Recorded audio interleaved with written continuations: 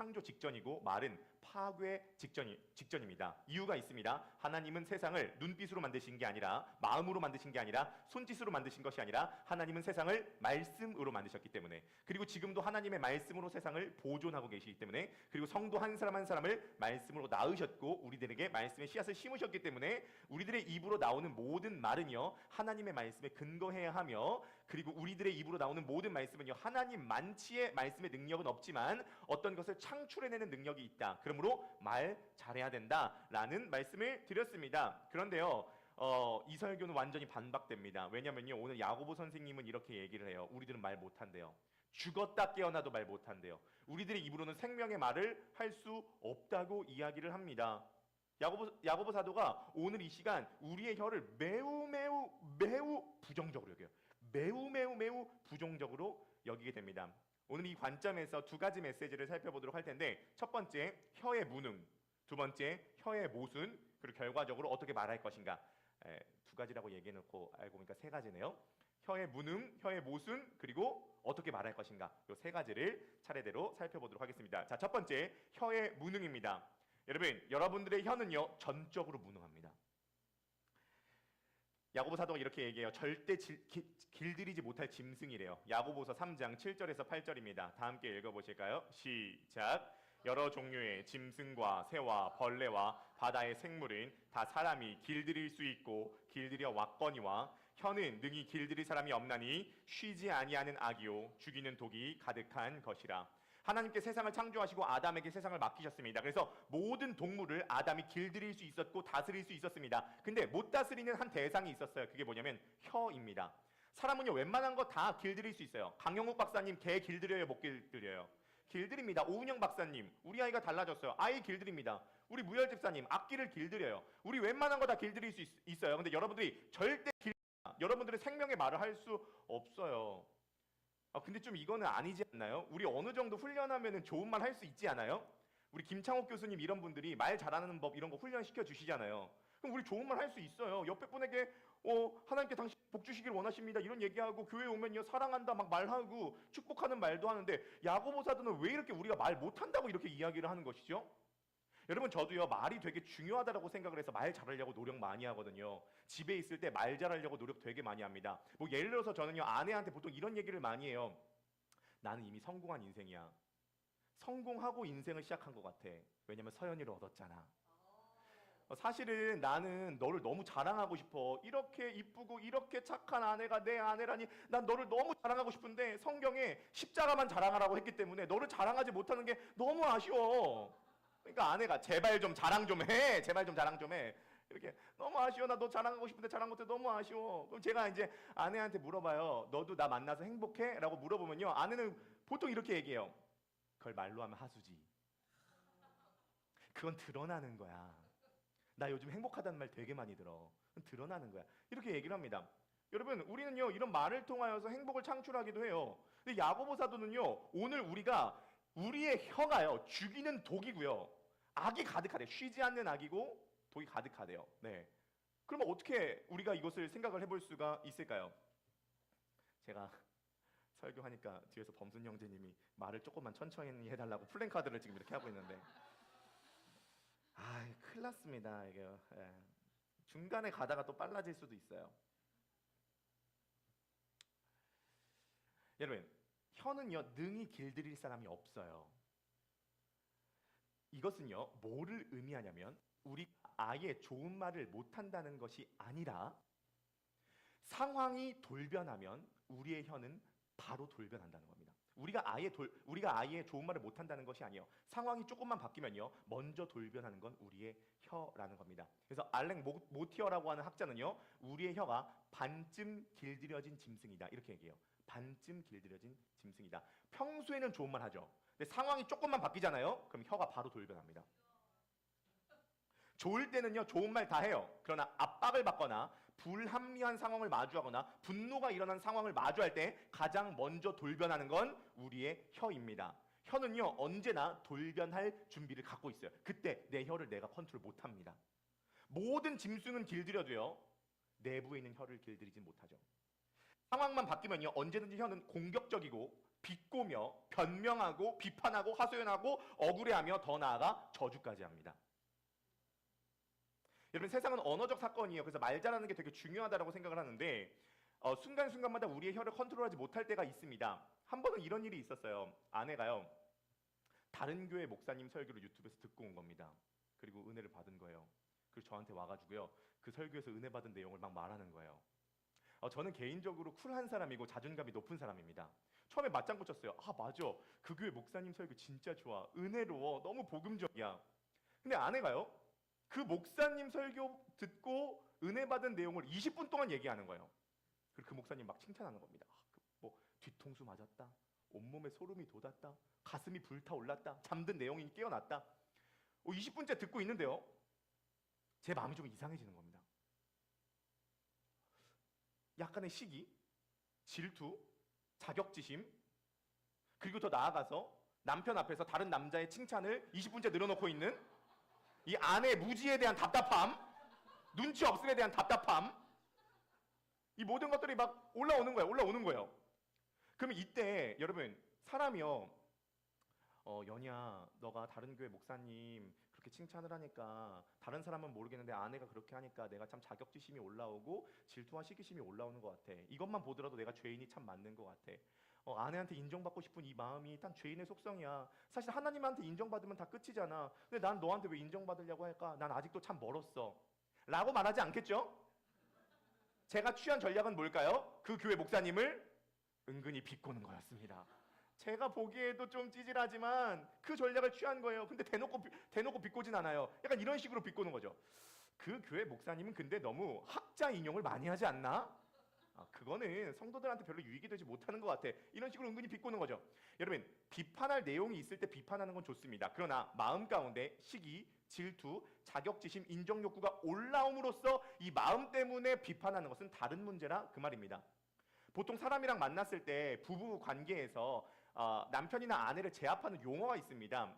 그러니까 많이 쓰는 용어가 있는데 세 가지 용어 많이 쓰면은 제압하려고 하는 거예요. 맨날, 항상, 원래. 너 맨날 그래. 너 항상 그래. 너 원래 그래. 너 원래 그렇다는 거예요. 너 항상 그렇다는 거야. 너 맨날 그렇다는 거예요. 그러면요, 너 원래 그래, 너 맨날 그래, 너 항상 그래 라고 들으면요, 그 얘기를 듣고 맞아, 난 원래 그래. 내가 왜 원래 그럴까? 난 원래부터 어머니 모태로부터 죄인으로 태어났기 때문이야. 죄인은 죄를 지을 수밖에 없는 속성이 있는 것 같아. 그러니까 당신이 나보고 원래 그렇다라고 하는 지적은 참 정당한 지적이야. 그러나 내가 죄인이라고 하는 것에 속아서 계속 죄를 짓는 그런 합리화는 하지 않을게. 여보, 나 노력할게. 고쳐볼게. 여태까지 나 기다려줘서 고마워. 미안해. 나 조금만 더 참아줄 수 있지? 라고 말한다면 이분은 죽을 때가 다 되신 분이죠. 이분은 천국 갈 수 있어요. 천국 가서 예수님 바로 우편에 앉을 수 있습니다. 보통 어떨까요? 너 원래 그래, 너 항상 그래, 너 맨날 그래 라고 얘기하면요, 너 만나기 전엔 안 그랬어. 나 법 없이도 살 사람이라는 소리 듣고 자랐어 라고 얘기를 하죠. 여러분, 좋을 때는 다 좋은 말 해요. 좋을 때는 좋은 말 한다고요. 그러나 상황이 바뀌면요, 언제나 우리의 혀는요 돌변하죠. 이유가 뭘까요? 여러분, 상황이 바뀌면 왜 혀는 돌변하냐면요, 혀는 결국 우리의 마음과 연결되어 있기 때문입니다. 그리고 우리의 마음이 전적으로 부패했기 때문에 이 부패한 마음으로부터 부패한 오염수가 나오게 된다는 거죠. 여러분, 혀는 수도꼭지에 불과해요. 중요한 건 마음이에요. 마음이라고 하는 물탱크라고요. 이 마음이라고 하는 물탱크가 오염되어 있고 부패했기 때문에 이 오염된 물탱크로부터 오염수가 나오게 된다, 그 말인 거죠. 여러분, 성경은 우리의 마음을 이렇게 이야기합니다. 예레미야 17장 9절 말씀입니다. 다 함께 읽어보시도록 하겠습니다. 시작. 만물보다 더 거짓되고 아주 썩은 것인 사람의 마음이니 누가 그 속을 알 수 있습니까? 여러분, 사람의 마음은 아주 썩어버렸습니다. 사람의 마음은 전적으로 부패했어요. 그게 성경의 가르침입니다. 좋을 때는 좋아요. 그러나 상황이 바뀌면 썩은 마음이 드러나고 이 썩은 마음으로부터 썩은 말, 오염수, 쉬지 않는 앞, 죽이는 독이 가득한 말이 나오게 된다는 것입니다. 정죄, 합리화, 원망, 자격지심, 자기 방어, 역공경, 그리고 거짓말이라고 하는 말들이 쏟아내는 이유가 뭐냐면요, 우리들의 마음이 완전히 완전히 부패했고 완전히 오염됐고 완전히 썩어 있기 때문에 이 썩은 마음으로부터 썩은 언어가 나오게 된다는 겁니다. 여러분, 입냄새 나는 사람 중에 양치 안에서 입냄새 나는 사람 있어요. 그런데요, 입냄새 나는 사람 중에 위가 안 좋아서 입냄새 나는 사람 있습니다. 이 사람은요, 아무리 양치질 많이 해도 위가 썩어 있기 때문에 입냄새가 계속 날 수밖에 없어요. 성경이 말하는 바 우리의 위가 완전히 썩어서 우리의 입으로 나오는 말이 완전히 오염된 죽이는 악독이 가득한 독이 분출되고 있다는 것이죠. 여러분, 그러므로 혀를 완전히 길들일 수 없다고 야고보는 얘기하는데요. 혀를 길들일 수 없는 이유는요, 마음을 길들일 사람은 아무도 없기 때문입니다. 혀를 길들인다는 건 곧 내 마음을 완전히 길들인다는 거거든요. 근데 부패한 마음을 우리 스스로 길들일 수 있는 사람은 아무도 없습니다. 다르게 표현하자면 우리의 마음은 완전히 죽어 있기 때문에 우리의 입으로 나오는 언어도 죽어 있을 수밖에 없다는 거예요. 여러분, 우리가 어떻게 우리 마음 고칠 수 있을까요? 마음을 고치라고 얘기하면 고쳐질까요? 성경 그렇게 얘기하지 않습니다. 우리가 마음을 고칠 수 있는 방법은 명령이 아니라 소식입니다. 우리가 마음을 고치는 것이 아니라 마음을 고칠 수 있는 분을 영접하는 것입니다. 여러분, 우리들의 마음을 고칠 수 있는 분은 살아계신 예수 그리스도밖에 없죠. 우리 요한복음 7장 38절입니다. 다 함께 읽어보실까요? 준비, 시작. 나를 믿는 사람은 성경이 말한 바와 같이 그의 배에서 생수가 강물처럼 흘러나올 것이다. 여러분, 예수 그리스도를 믿는 사람은 성경이 말한 바와 같이 그 배는 마음이죠. 마음에서 생수가 흘러나오게 될 거래요. 이제 우리 마음 가운데 오염수가 아니라 생수가 흘러나오는 것은 예수 그리스도를 믿을 때 가능하다는 것입니다. 여러분, 어떻게 이런 일이 있을 수가 있겠습니까? 야고보 사도가 이렇게 이야기를 해요. 세상 모든 것은 다 길들일 수 있어도 유일하게 길들일 수 없는 게 혀래요. 혀를 길들인 사람은 아무도 없었다고 이야기를 합니다. 그런데 인류 역사상 혀를 완전히 길들인 유일한 사람이 있습니다. 그분이 예수 그리스도예요. 예수 그리스도는 혀를 완전히 길들이신 분입니다. 여러분, 예수 그리스도를 십자가에 못 박은 대제사장이 예수 그리스도를 향해서 이렇게 이야기를 했습니다. 너가 하나님의 아들이면 십자가 위에서 내려와 보라. 여러분, 일단 사람이요, 아프면요 민감해지기 때문에 뾰족한 말이 나오게 됩니다. 예수님은요 지금 하나님의 아들로서 육신의 고통뿐만이 아니라 이 대제사장과 이 사람들의 모욕을 당하고 있습니다. 자신을 십자가에 못 박은 그 당사자가 자신을 향해서 마치 자신이 이겼고 너가 졌다는 듯이 얘기를 하는 거죠. 예수님을 향해서 모멸감을 주고 있는 겁니다. 그리고 너는 아무것도 아니라는 듯이 몰아세웁니다. 이런 상황에서 혀를 길들일 수 있는 사람은 없습니다. 예수님은 그 당사자들을 완전 죽이고 싶었을 거예요. 이렇게 완전히 몰아세운 그 상태에서 사람의 진심이 나오는 겁니다. 여러분, 수면 내시경 하면요 사람의 진심을 말한대요. 그래서 교수님들 중에 수면 내시경 하다가 쌍욕을 하시는 교수님 그렇게 많다고 합니다. 진심이 나오는 거죠.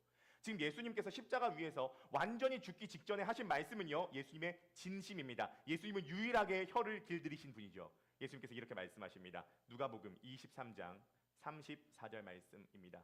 다 함께 읽어보실까요? 준비, 시작. 저 사람들이 용서하여 주십시오. 저 사람들이 자기네가 무슨 일을 하는지 알지 못합니다. 아멘. 예수님은요 최고의 압박의 순간, 최고의 핀치에 몰린 순간, 모욕감과 저주와 공격과 그리고 육신적인 가장 큰 고통의 순간에 예수님께서는요 인간의 무지를 이해하시고 그들을 용서하시고 그들을 사랑하시고 그들을 위해서 기도하셨죠. 예수님은 지금 혀를 완전히 길들이셨습니다. 예수님께서 혀를 완전히 길들이실 수 있었던 이유는요 지금 예수님의 마음 가운데는 생명이 흐르고 있었기 때문입니다. 예수님의 마음에는요 오염이 흐르는 것이 아니라 예수님의 마음에는요 생명이 흐르고 있었습니다. 예수님의 마음에 생명이 흐르고 있었기 때문에 그 생명으로부터 생명의 언어가 지금 나올 수 있게 되었다는 것이죠. 그러므로 우리가 이 예수 그리스도를 믿게 되면 이 예수 그리스도의 생명수가 우리들에게도 흐르게 되고요. 우리는 그때서야 진정으로 생명의 언어를 조금씩 할 수가 있게 됩니다. 여러분, 우리 마음 가운데도 예수 그리스도 안에 흘렀던 이 생명이 어떻게 흐를 수가 있게 되겠습니까?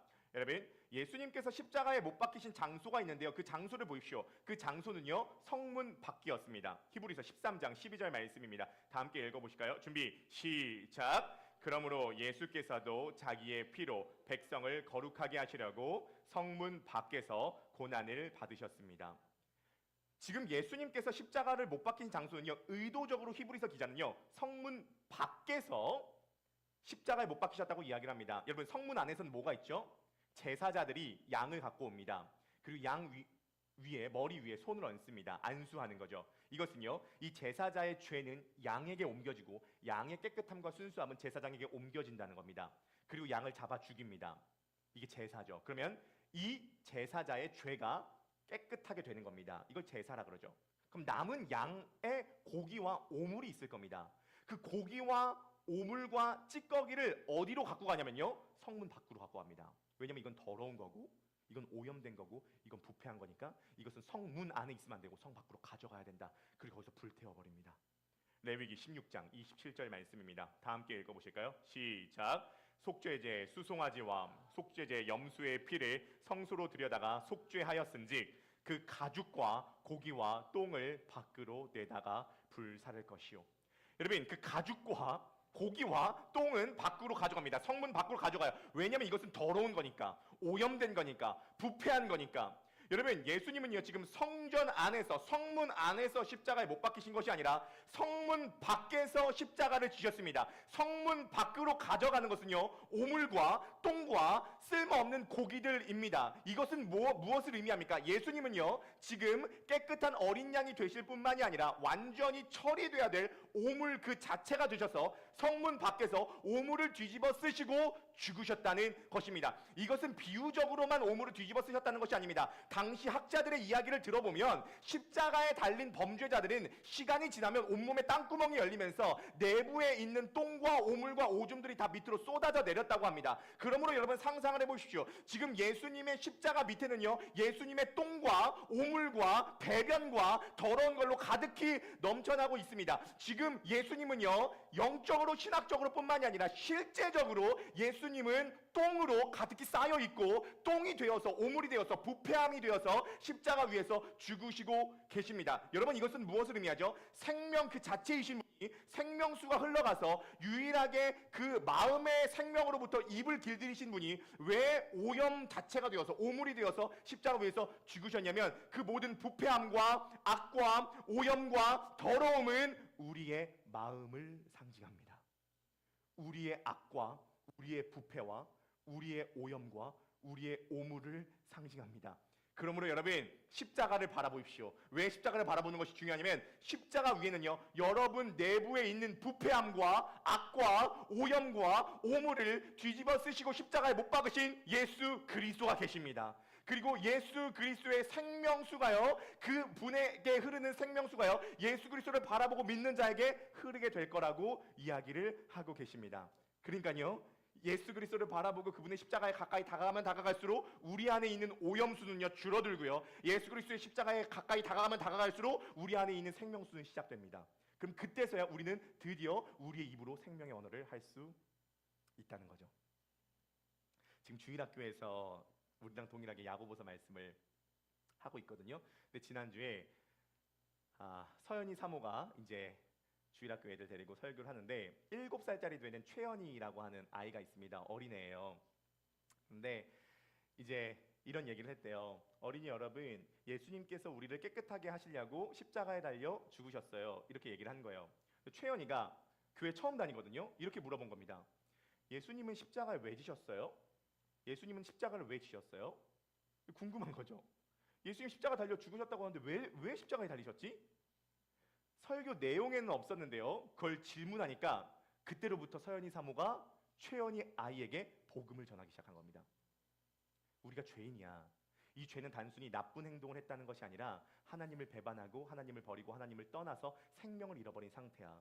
그리고 이 죄는 반드시 값을 받아야 돼. 죄는 처벌을 받아야 되거든. 그게 죽음이야. 근데 하나님이 우리를 너무 사랑하셔서 우리를 벌하실 수 없기 때문에 그 벌을 예수님이 대신 감당하신 거야. 그 벌이 바로 십자가야. 그래서 예수님께서 우리가 당한 벌을 대신 받으신 거야 라고 이야기를 했습니다.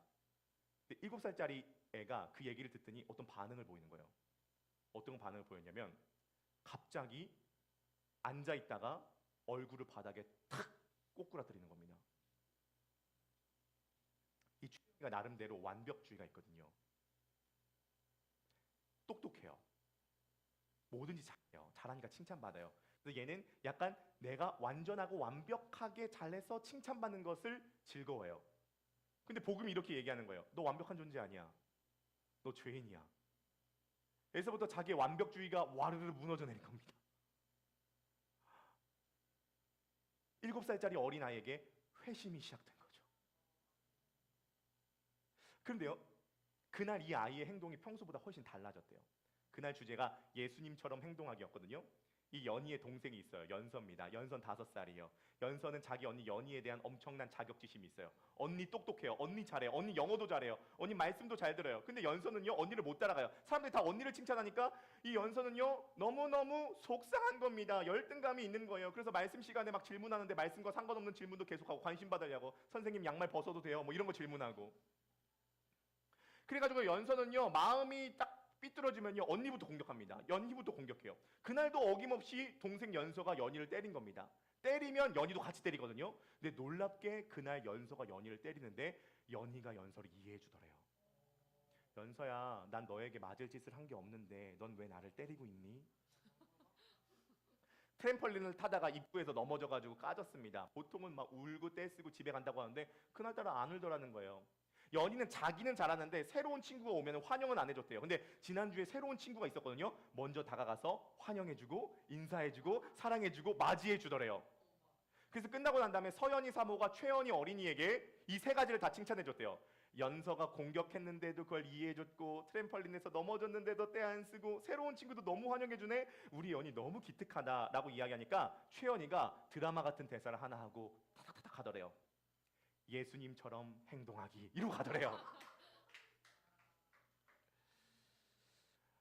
여러분, 우리가 예수님처럼 행동하기 위해서 먼저 행동하는 것이 아니라 십자가의 은혜가 나를 대신해서 내 모든 부패와 오염과 모든 악과 모든 오물 뒤집어 쓰고 십자가 위에서 죽으시고 그분의 생명을 내게 전달시켜 주시는 십자가의 은혜가 다가오면 다가올수록 우리의 입으로는 드디어 생명의 언어를 말할 수 있습니다.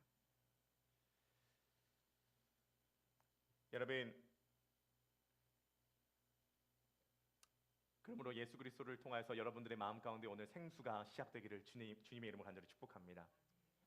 우리 옆에 바라보시면서 인사하시겠습니까? 그러므로 그리스도를 바라보십시오. 인사하시겠습니다. 네, 우리 G코드 한번 잡아주겠어요? 네, 우리 찬양 한 곡 하고 챕터 2로 넘어가도록 하겠습니다. 샘물과 같은 보혈인 주님의 피로다. 보혈의 죄를 씻으면 정하게 되겠네. 정하게 되겠네. 정하게 되겠네.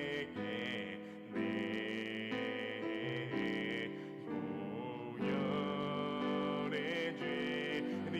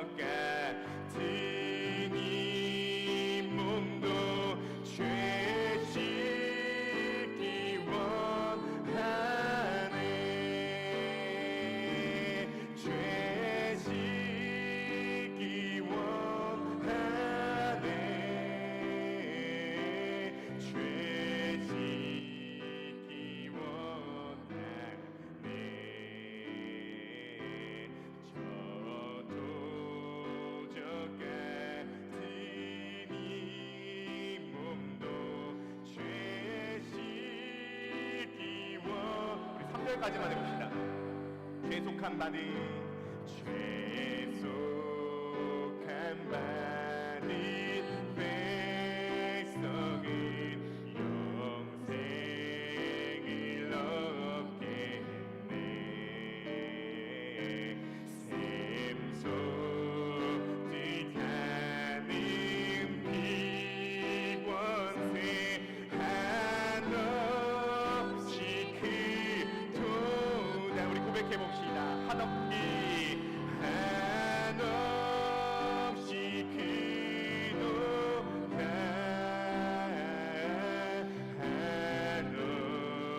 샘솟듯 하는 비권세 한없이 크도다.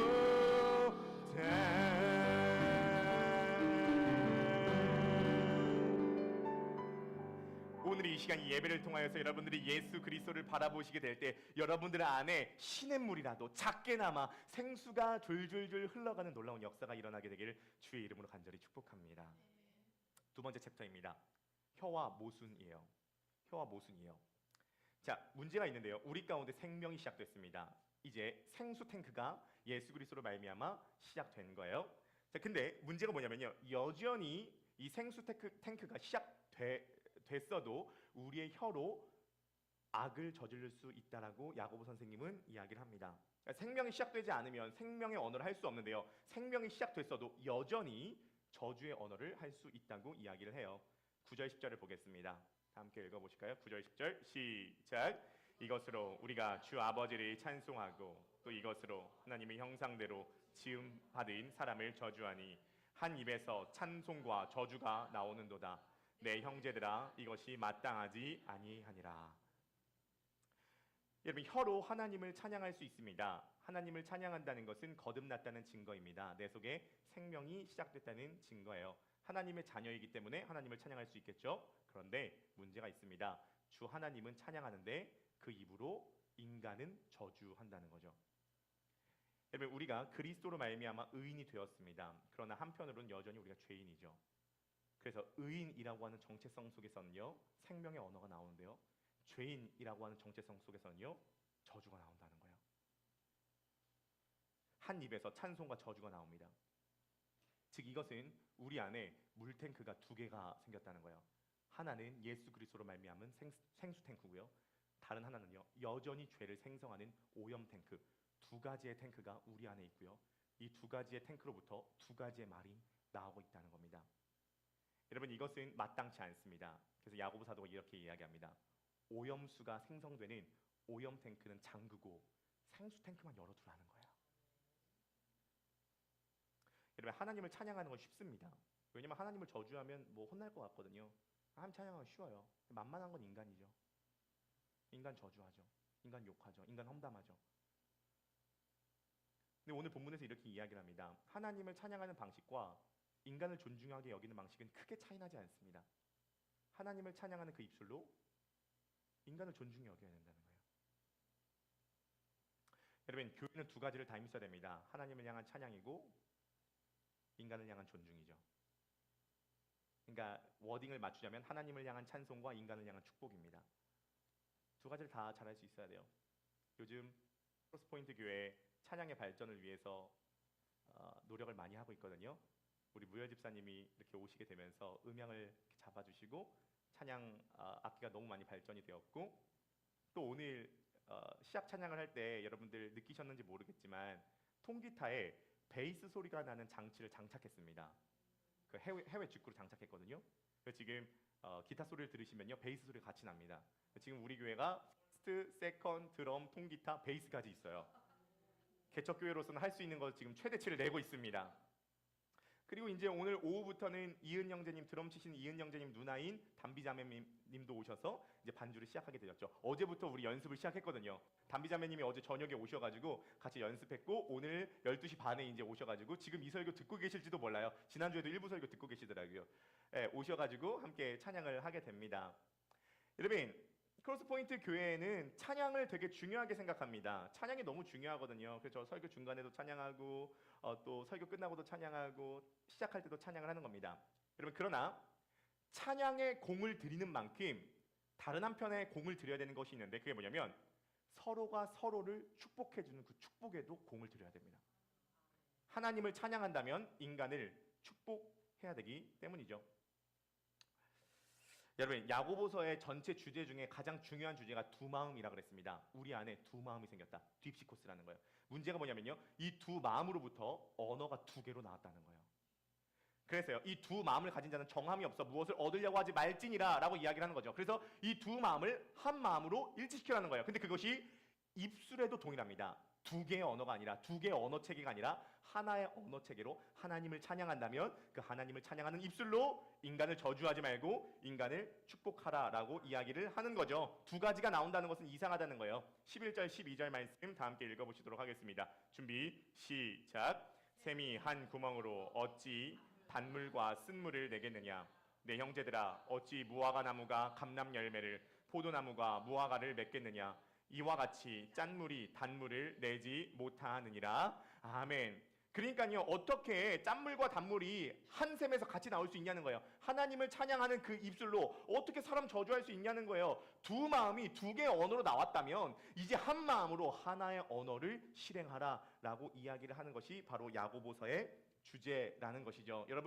여러분들의 말은 모순되어 있는 케이스가 많습니다. 하나님을 찬양하는 그 입술로 사람을 저주해요. 그럼 모순되었어요.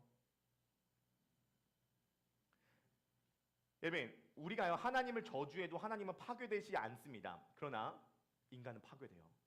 우리가 말로 사람을 저주하면 사람은 파괴됩니다. 사람은 말로 살고 말로 죽어요. 마음에 생명이 시작됐는데 입으로 생명의 언어가 나오지 않는다면 이건 훈련의 문제고 익숙함의 문제입니다. 여러분, 사람은요, 마음으로 하고 싶어도 이게 익숙하지 않고 훈련되지 않으면 그렇게 행할 수 없어요. 마음 가운데 예수 그리스도의 보혈과 예수 그리스도의 생명으로 생수가 시작됐다면 이제 그 입으로 사람을 축복하고 사람을 사랑하고 사람을 존중히 여기는 그 언어를 의도적으로 의지적으로 훈련해야 됩니다. 익숙하지 않아서 나오지 않는 문제라는 거예요. 여러분, 그러면요, 지금 짧게 두 가지만 적용하고 어떻게 하나님을 찬송하는 입으로 사람을 축복할 수 있는지 짧게 두 가지만 적용하고 오늘 말씀을 마무리를 하도록 하겠습니다. 자, 우리가 하나님을 찬송하는 입으로 사람을 축복할 수 있는 첫 번째 방법은요, 좀 실용적인 방법일 수 있는데요, 사람을 볼 때요, 사람을 어린 아이라고 생각해 보십시오. 사람을 볼 때 사람을 어린 아이라고 생각해 보십시오. 여러분, 사람은요, 아직 다 자라지 않는 어린 아이가 맞습니다. 실제 사람은 어린 아이한테 좋은 말을 해주려고 합니다. 이쁘다, 착하다, 사랑스럽다 라고 이야기를 하는 이유가 이 아이가 어리기 때문입니다. 인간에게는요, 특이한 본성이 있는데요, 완전 높은 사람을 찬양하는 속성이 있고요, 완전 연약한 사람을 존중히 여기는 습성이 있습니다. 문제는 중간에 애매하게 낀 존재들이요. 어린 아이라고 생각하지만 페이스가 사갔잖아요. 얼굴이 사갔으니까 어린 아이처럼 생각이 안 드는 겁니다. 그런데요, 제가 짧은 시간 동안 목회하면서 깨달은 바, 사람은 다 어른이나 애나 다 어린아이라는 겁니다. 기본적으로 사람은요, 연약한 어린아이가 맞습니다. 그러므로요, 여러분, 지금부터 가족을 볼 때, 옆에 사람을 볼 때, 부모를 볼 때, 자녀를 볼 때, 성인들을 볼 때요, 어린아이라고 생각하십시오. 그럼 축복이 나올 겁니다. 자, 한 가지만 더 적용하도록 하겠습니다. 이 적용이 더 중요한데요, 여러분, 우리는 이제 장로교 합동측인데 장로교 합동측에서 중요하게 여기는 고백이 있습니다. 그것이 웨스터민스터 신앙 고백인데요, 이 웨스터민스터 신앙 고백의 1조가 뭐냐면요, 인간의 제1된 목적인 하나님을 영화롭게 하고 영원토록 그분을 즐거워하는 것이다 라는 것입니다. 이 정도는 외우고 계시는 것이 좋습니다. 복잡한 얘기를 하진 않겠습니다. 그러나 매우 중요한 해석이기 때문에 이것을 설명해 드리고자 합니다. 여러분, 존 파이퍼라고 하는 목사님이 계십니다. 이 존 파이퍼라고 하는 목사님이 이 웨스터민스터 신앙고백서 1조에 단어 하나를 바꾸면요, 세상을 바꿀 수 있다라고 이야기를 했습니다. 단어 하나를 바꾸면요, 세상을 바꿀 수 있다라고 이야기했습니다. 전적으로 동의해요. 자, 이것입니다. 인간의 제일된 목적은 하나님을 영화롭게 하고 영원토록 그분을 즐거워하는 것이다의 이 and를요 by로 바꾸라는 거예요. 이렇게 얘기가 됩니다. 인간의 제일된 목적은 하나님을 즐거워함으로써 하나님을 영화롭게 한다. 두 가지 문장이 아니라는 거예요. 하나님을 영화롭게 하고 1번 하나님을 즐거워하는 것이다. 2번이 아니라 하나님을 즐거워함으로써 하나님을 영화롭게 하는 것이다. 여러분, 하나님을 영화롭게 하는 방법은요, 하나님께 영광 돌리는 것이 아니라 하나님의 영광으로부터 시작해서 내가 즐거워하는 것입니다. 이게 하나님이 영광 받으시는 방법이에요. 그리고 여러분, 모든 하나님과 인간의 관계는요, 인간과 인간과의 관계 그대로 적용됩니다. 자, 예를 들어서 이런 것입니다. 누군가의 헌신과 누군가의 사랑을 알아줄 때 그 사람의 헌신과 그 사람의 사랑만 얘기를 하는 것은요, 그 사람의 영광을 온전히 나타내 보여줄 수 없습니다. 예를 들어 보도록 하죠. 부부가 제주도에 갔습니다. 남편이 맛집을 알아냈습니다. 제주도 숙성회예요. 제 이야기입니다. 제 이야기. 제주도 숙성회예요. 그러면요, 아내와 함께 그 횟집에 갑니다. 아내가 회를 먹고 이렇게 얘기를 하는 겁니다. 여보 당신 참 헌신이 너무 아름답다. 나를 사랑해주는 사랑이 큰 것 같아. 여보 너무 감동적이야. 여보 고마워. 라고 얘기를 하면요, 제 영광은 줄어듭니다. 제가 맛집을 찾아가지고요, 아내와 함께 횟집에 갑니다. 제가 더 많이 영광 받을 수 있는 방법은 한 가지예요. 아내가 그 숙성회 횟집에서 회를 맛있게 먹는 겁니다. 회를 맛있게 먹고요, 그리고 어떻게 이런 횟집을 찾아냈냐고 말해주는 겁니다. 너무 맛있다. 숙성회 기가 막히다. 어떻게 이런 집 찾았어? 너무 맛있다. 라고 내가 찾아준 맛집을 즐거워할 때 남편은 더 영광 받죠. 그래서 아내가 이렇게 이야기를 하는 거예요. 당신 참 감동이다. 당신 참 수고했다. 라고 얘기를 하는 것이 아니라 오직 남편을 즐거워할 때 남편이 영광 받습니다. 자, 예를 들어 이런 거죠. 여보를 만나고 내 인생의 결핍이 완전히 채워졌어. 난 처음에 이게 여보를 우상숭배하는 줄 알았거든. 근데 여보를 허락해 주신 분이 하나님이심을 알게 됐어. 그래서 난 오히려 하나님에게 감사하게 됐어. 라고 말한다면요, 저는 아내를 통하여서 영광을 얻게 됩니다. 여러분, 남편을 사랑해서 남편과 함께 데이트를 가도 남편은 영광을 받아요. 그런데 남편과 데이트를 하는 것 자체를 아내가 즐긴다면 남편 더 영광을 받죠. 부모님에게 효도하고 싶은 마음으로 부모님을 찾아가는 것도 영광을 받지만 그 영광은 제한된 영광이에요. 그러나 만약에 자녀가 부모님과 함께하는 시간을 즐거워한다면 부모님의 영광은 커집니다.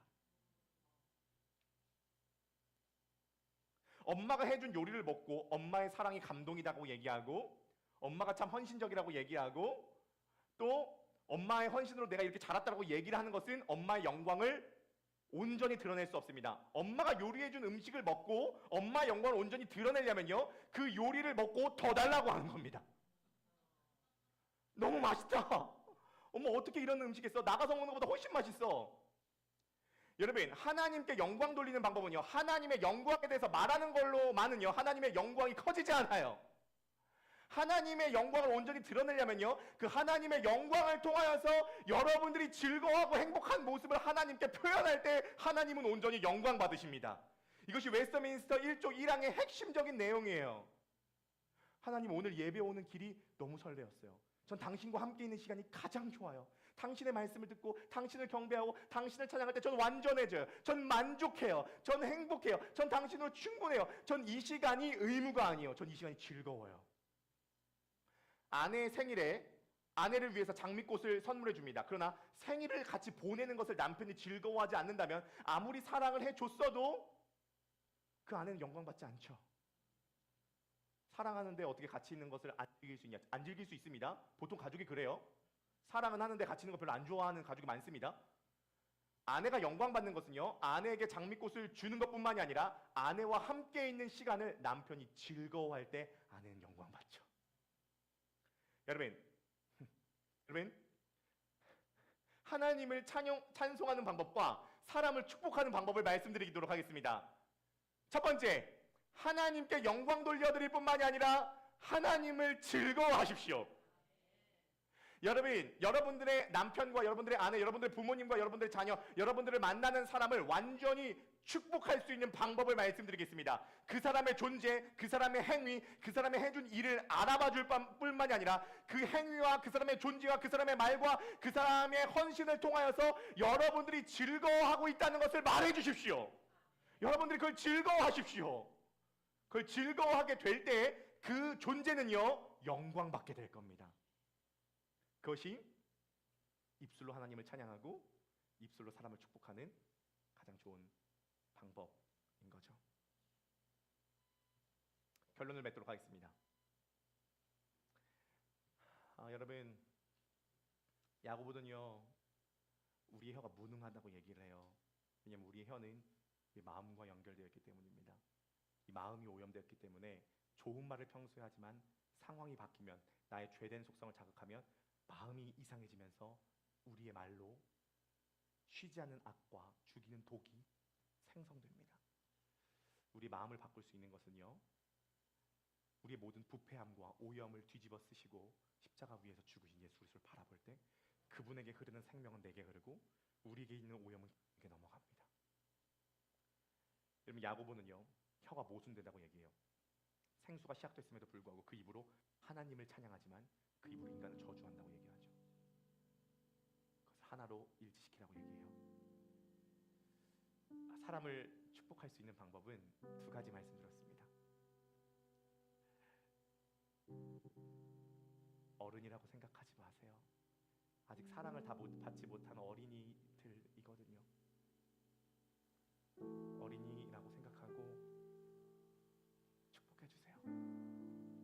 사랑해주세요. 우리 모두가 다 사랑이 고프잖아요. 그리고 단순히 그 사람을 알아봐주는 것뿐만이 아니라 그 사람의 존재, 그 사람의 행위를 통해서 여러분들이 즐겁다는 걸 나타내 보여주십시오. 여러분들이 즐겁다는 것을 나타내 보여주게 될 때 하나님 영광 받으시고요, 그 대상도 영광 받을 겁니다.